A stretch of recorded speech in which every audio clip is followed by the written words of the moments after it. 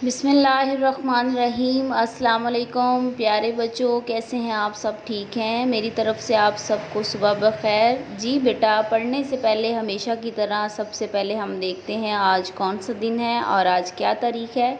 फिर हम उर्दू की किताब से हरफ हे और खे का तारुफ़ पढ़ेंगे आज। जी बेटा, आज कौन सा दिन है? आज पीर का दिन है। और आज क्या तारीख़ है? आज 13 जुलाई 2020 है। हमने आज पढ़ना है सफ़ा नंबर 27 और 28 से हरफ हे और खे का तारुफ़, और फिर हम इसको लिखना भी सीखेंगे और इसकी ज़हनी आजमाइश को भी हल करना सीखेंगे। सब बच्चे किताब खोलें और देखें हरफ हे का तारुफ़। हरफ हे का बेटा कोई नुक्ता नहीं होता और इसकी आवाज़ होती है ह।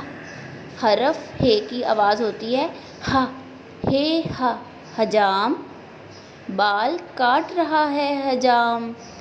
हे ह, हलवा, मीठा मीठा हलवा।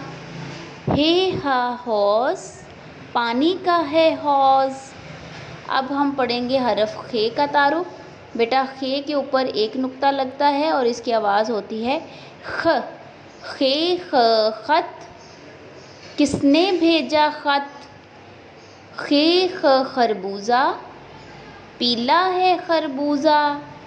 खे खा, ख्वाब, मीठे से है ख्वाब। खे ख, खैमा, रहने वाला खैमा। जी बेटा, अब हम हरूफ की दोहराई कर लेते हैं, इसकी मशक देख लेते हैं। ये है हरफ अलिफ, जो कि लगाई जाती है एक सीधी लाइन। हरफ अलिफ मद आ के सर पे ताज, यानी इसकी अलामत हम लगाते हैं। जी, ये मैं बेटा आपको दोबारा से दोहराई करवा रही हूँ। अब हरफ बे के दो आएंगे सारे। बे के नीचे एक नुक्ता, बे कहता है ब। ठीक है, इसके लिखने का तरीका एक जैसा ही है बेटा। हरफ बे के दोस्तों की शक्लें एक जैसी हैं, सब एक ही तरीके से लिखे जाते हैं, सिर्फ नुक्तों का फ़र्क होता है। पे के नीचे 3 नुक्ते, पे कहता है प। ठीक है, अब आ गया हरफ ते।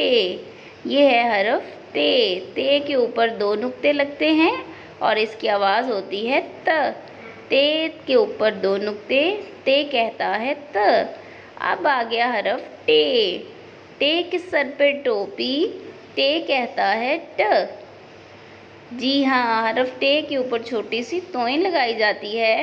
अब ये है हरफ से, जिसके होते हैं 3 नुक्ते और इसकी आवाज़ है स। से के ऊपर 3 नुक्ते, से कहता है स। ठीक है, अब आएगा बेटा हरफ जीम। ठीक है, जो कि आप जानते हैं हमारे जीम के दोस्त आज मुकम्मल हो गए हैं। हरफ जीम को बेटा अगर आप लिखना सीख गए तो आप चे, हे और खे भी लिख सकेंगे, सिर्फ यहाँ भी नुक्तों का फ़र्क होता है। जीम के पेट में एक नुक्ता, जीम कहता है ज। और बेटा जीम, चे, हे, खे के लिखने का तरीका एक जैसा है। आप ये तीर के निशान को देखें और आपने क्या बनाना होता है, एक चाँद की शक्ल बनानी होती है।